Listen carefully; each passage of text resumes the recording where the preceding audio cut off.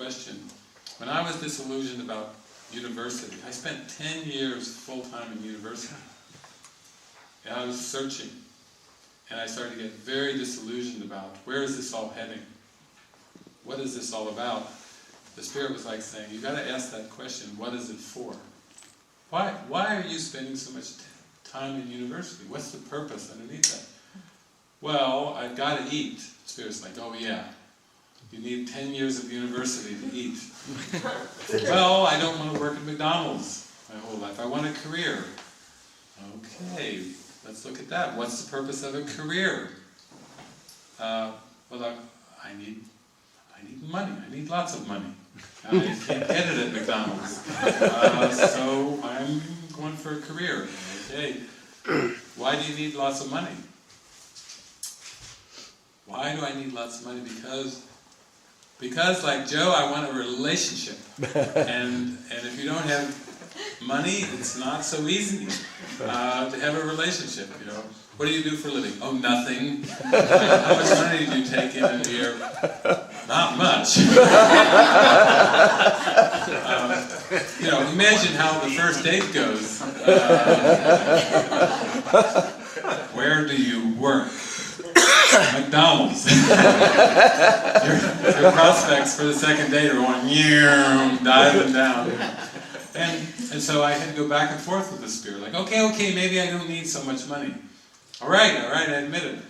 But you start to have to see that the things that are driving you, that are driving your aspirations, that are driving your ambitions, may not be the ones that are going to take you to peace of mind.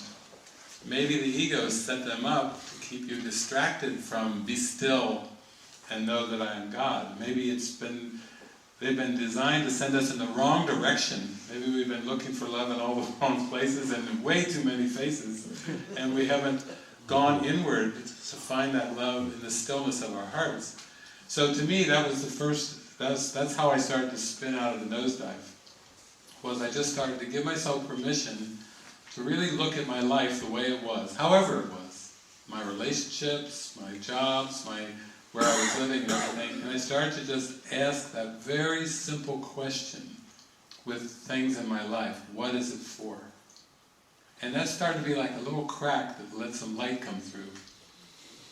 I started to really see some light coming in through those cracks. You mean like, what's the situation for, or why am I having this experience? Not why am I having the experience, because surely it's in my face, so but I want to know, what is the purpose that I have this in my life experience?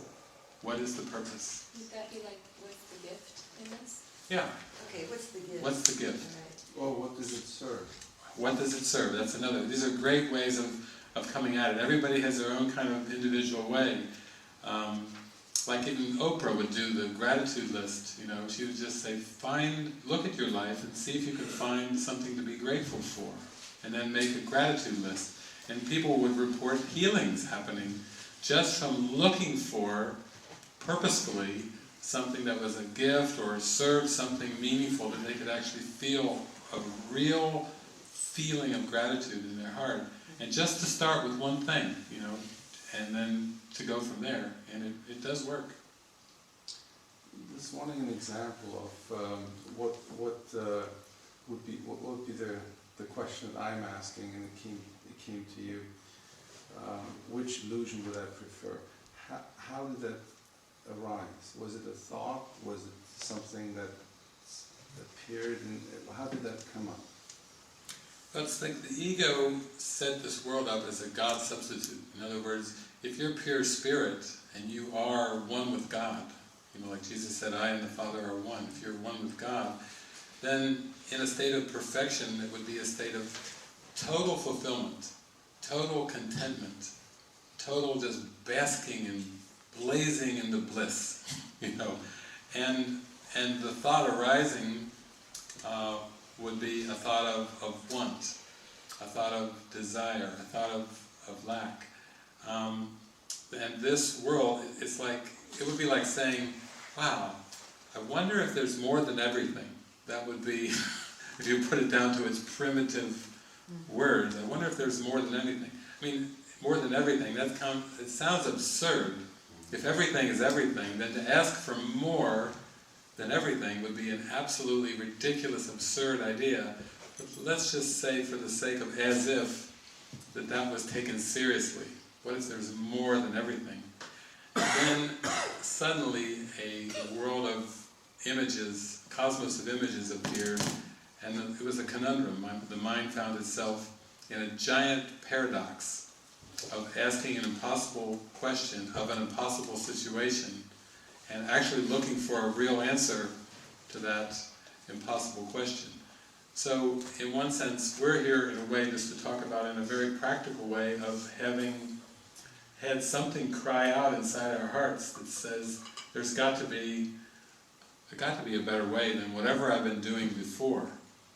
And inviting that presence into our lives, and then using the practical experiences, that come, whatever the situation seemed to be, saying this is not here by accident. This is here by choice, and maybe I need to go a lot deeper inside. Because people will say to me, like, the Course teaches that sickness is a decision. And I've had hundreds of people all over the world ask me the same question. Who in their right mind would choose to be sick? I mean, that's the question that would automatically arise from the idea that sickness is a decision. And I said, you've got it. No one in their right mind would choose to be sick.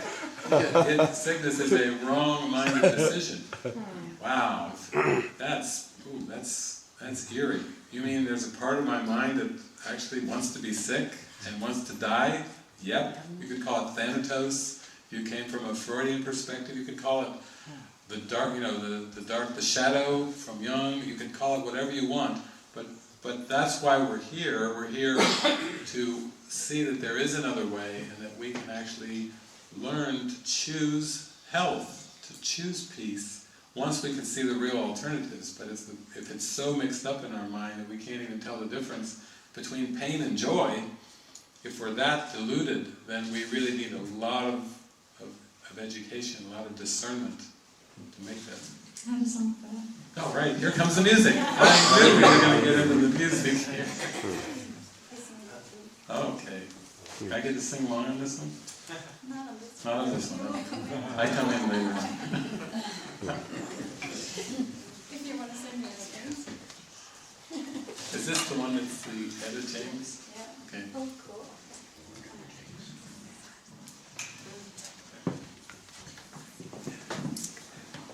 This is like burlesque meets A Course in Miracles. You'll hear the burlesque song, yes, and you'll hear the Course in Miracles lyrics go with it. So the Holy Spirit can use anything. I think she should have like a scarf to kind of twirl around her during the song. She does. I can twirl the scarf. You can do that. I've never got to do burlesque, so this is a treat for me.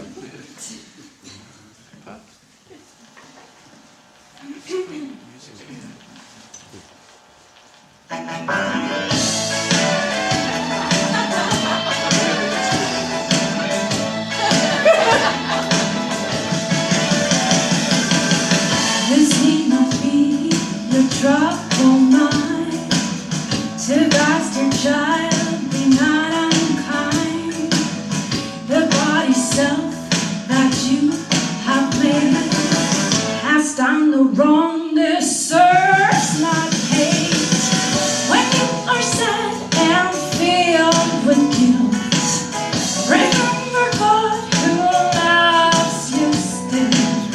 A sleeping child with dreams of sin, let Spirit heal your suffering. This may not be the snake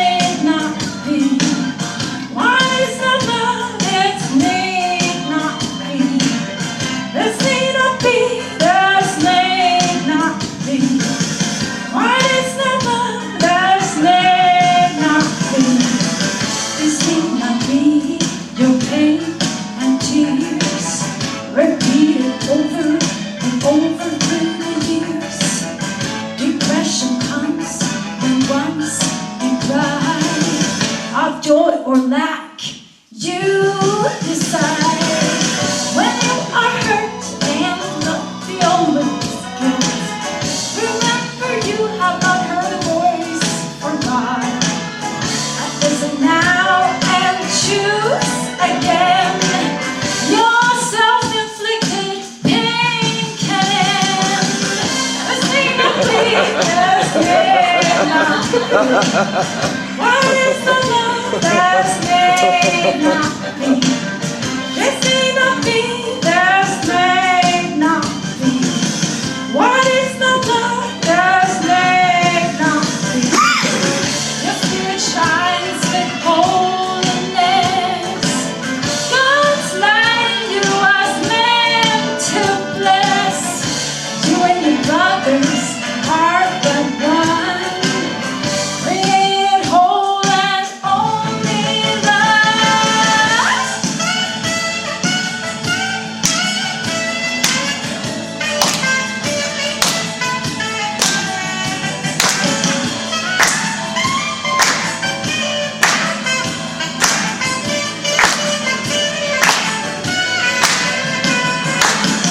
Do not attack what God creates with thoughts of judgment, fear, and hate. As of your altar, tender mind, with leading thoughts, word of Christ, and you'll be free, oh, well, they're free. What is the love that's need not be? And you will be free, oh, well, they're free. What is the love this need not be?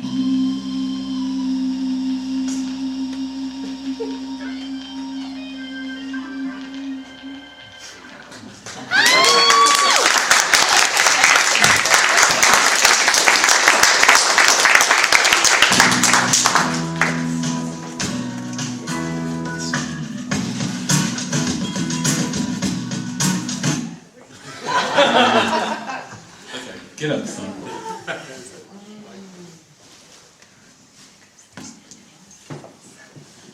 Yeah, this was kind of fun. Over the years, we've seen that, oh my, all the different styles of music and all the different things that really touch your heart and everything. And then the Spirit just uses them, uses the skills, abilities, the music, the dance, the movies, you know, everything in a way that just takes you inward. And it's not like the old days of spirituality where, oh, this is good and this is bad. I mean, who would put burlesque and A Course in Miracles together? I mean, I ask you, it takes cosmic humor to put that together, you know. Helen would turn over in her grave. If she could see what was being done in God's so, but that's actually the way. Here's your scarf. I had a good time with that scarf. But that's, when you look at our lives, I mean, music's been a big part of it, but you know, for me, movies was another thing. I don't know, how many people in here enjoy going to the movies? Yes. You know, I've got this thing called the Movie Watcher's Guide to Enlightenment that's just designed to really use your enjoyment of something that you really enjoy in this world, but let it be used for a higher calling, a higher purpose, to start to discover the blocks that are in your mind that can actually, you know, if you remove them, you can actually have that peace. And so we do the same with the internet and with travel and lots of things. We kind of use them in a spiritual way. So that's kind of an extreme example there, the song that the Holy Spirit pulled out there. We have other songs though. Should we try something that was just, is pretty recent, or what do you think? Let's do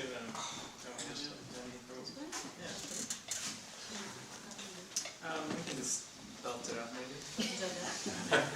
No,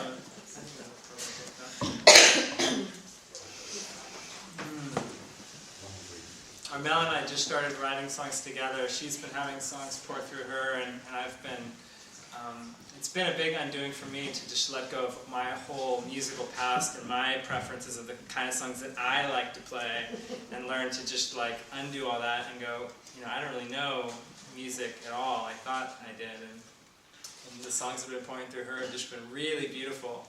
And we just finished this one about a week ago, or just on Saturday. Was it? I wrote it on Saturday and then we finished it 2 days ago. Okay. And it's called No Need for More.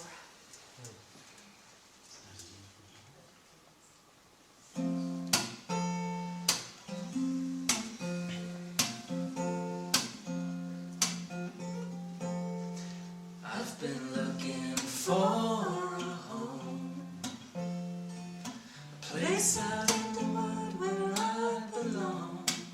It's been a sad song, been a sad song. But now I'm seeing the impossibility of rejection. There's no need for chasing after inclusion. It's just an illusion, just an illusion.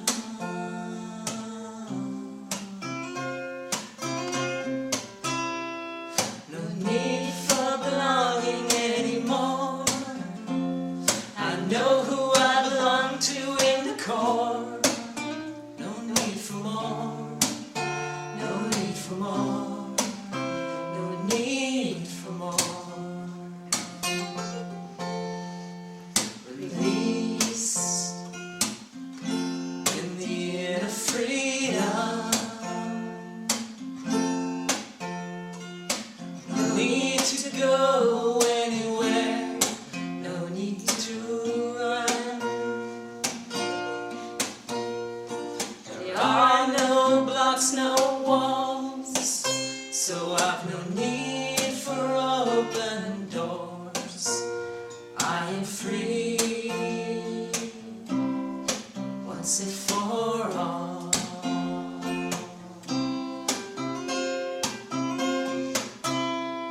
No need for belonging anymore. I know who I belong to in the core.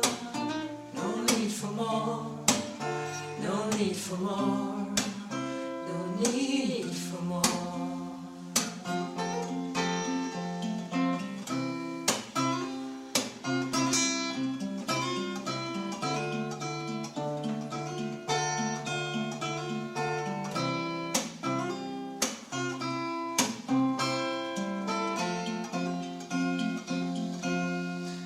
All that you give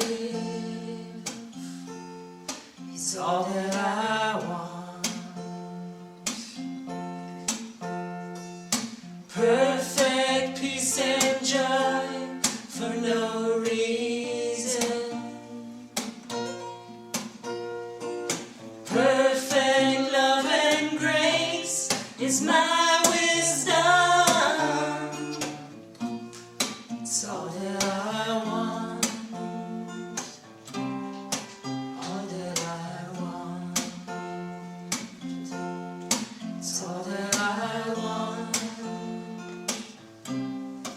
all that I want.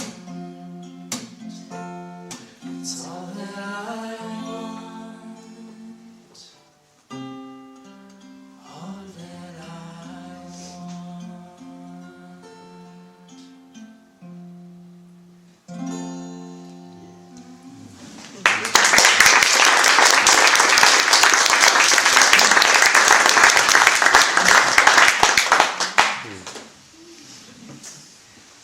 I think another song, a lot of times on these 20 years I've been traveling, people will say, how do you do this? Like, how do you forgive? Maybe that's not the number one asked question, but that's right there in the top 10. How do you do this? And then there's a song, you can start setting up This Need Not Be. But that's not the reason why, yeah, because we've been talking a bit about, purpose. We've been talking about that question of what is it for? And this purpose of the Holy Spirit is so covered in the mind by all of these ego beliefs and ego thoughts, that's why it seems difficult to tap in to the miracle, because the mind is addicted to this very, we could say, ego-based or egocentric belief system that always wants more. It's the opposite of the song we just heard. It always is looking for more of something, and it's always very disappointed. And so people have asked me, like when you were really going through the difficulties with the Course, and you were going through the really dark night periods and periods of a lot of upset coming up in your mind, what did you do? What was your experience? What did you call upon from the Course? And when it got really difficult, I would just use a combination of 4 consecutive Course workbook lessons. I had done the workbook, and so this was like the whammy for the ego. It was 5, 6, 7, 8 early workbook lessons. I'm never upset for the reason I think. I'm upset because I see something that's not there. I see only the past. My mind is preoccupied with past thoughts. Because those 4 lessons allowed me to start to reverse what was going on and to say, okay, I'm not upset for the reason I think here. And it takes a lot of practice with that when you're watching something and you're reacting and you have a lot of intense emotions coming, to really step out of that. So, you know how when you hear commercial jingles, they just stick with you? Coke commercials or McDonald's commercials, things. So you can think of this as like a jingle from the Holy Spirit. Whenever you start to get upset, let this song come into your mind. Hi, Wally. And you can let this start to loosen the grip that this upset has on your mind by this little jingle. Want to stand up or sit down? Okay. I get to sing along.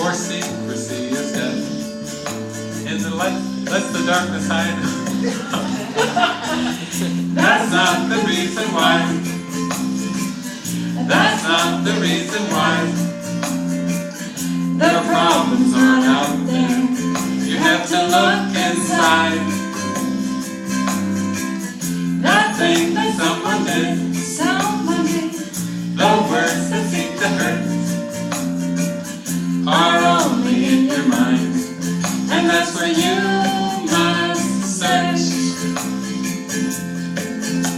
Forgiveness is the way to see the false as false. My child, no more delay, but answer spirits call. But Christ beside you stands and holds a lamp of peace to light the way within, where you will find release. That's not the reason why. That's not the reason why. The problem's not out there. You have to look inside. Nothing that someone did, the words that seem to hurt are only in your mind, and that's where you must search. That's not the reason why. That's not the reason why. That's not the reason why. That's not the reason why. That's not the reason why. That's not the reason why.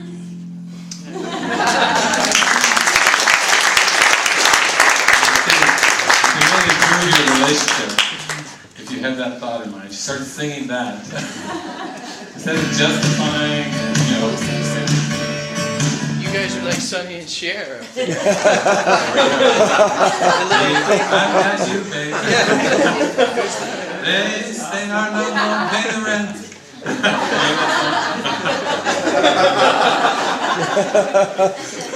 Somebody, yes, you had a question.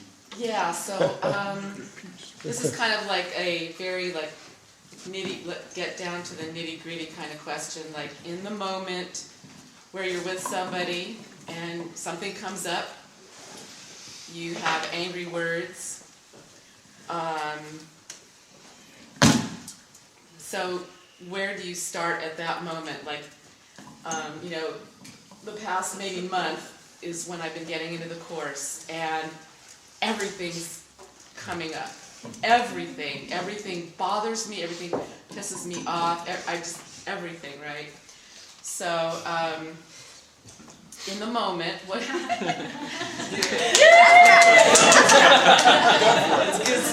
girl.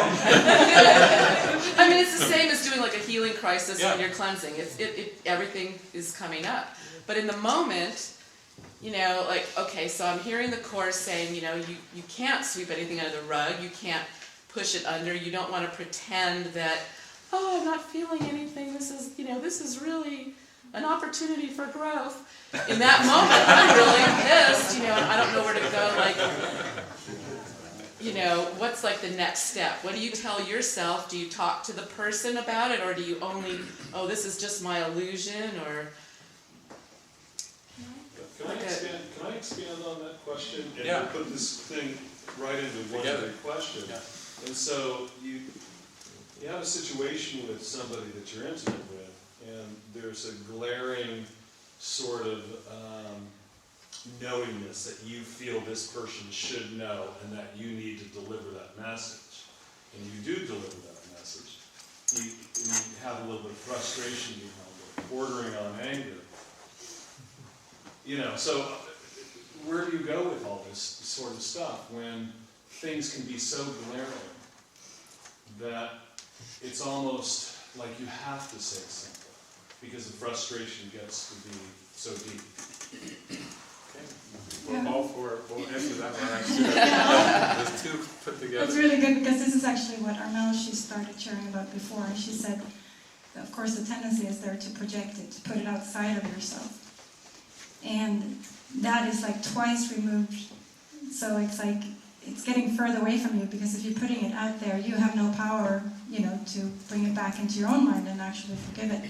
So the first step is really bringing it back to yourself and just see here, okay, what am I not in touch with here myself that I don't want to see in myself, and I'm trying to put it out there.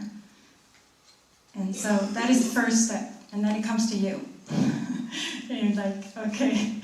And then you bring that, once you have taken that step and brought it back to your own mind and see how you have failed seeing the truth, so to speak, in that particular scenario, it's not the truth either. It doesn't stop in you feeling guilty, because that's what someone said here too. Like you feel like you're just going down the drain, and you just put it all on yourself, and you just separate yourself still. So it's like still the separating yourself from your source, because you can't have the ego and the truth of you, so to speak. So it's like this. Okay, so it's not in me either. Now you show me. It's your task to show me. It can't be on me. You've got to give me the experience to move beyond this and be in that prayer. And then there are actually helpful tools as well. Like David, he was talking about the instrument for peace, which is a perfect one, taking you step by step to bring it back to the source, that I have actually separated myself from God here. And it always comes down to that, because I'm choosing an illusion above what I'm thinking that is the truth. That now I need to be shown how to bring it all back to the source, and step by step being shown that I'm actually choosing to be upset about something that is not real, but I just have to clarify it first, the thoughts around it, going around to see what is my perception here, what are my emotions, going down to the beliefs. And that's another thing, the levels of mind, which is also a map of your mind, which is in one of the books, The Awakening Through A Course in Miracles. And it's showing you can go step by step into your mind, into the core of the mind, which is really the desire to have it truly forgiven, that you won't even see it, or you won't even feel it, or you won't even be in touch with it in that way, because you won't have any attachment to it anymore. So you face all of the layers to go down into the core desire of your heart to be in the miracle, which transcends all of the layers. So you won't feel the same, you won't see it. It's that whole thing. Once it has been truly forgiven, you brought it back into the core desire of forgiveness. It will be experienced in another way. So, well, another part of that is,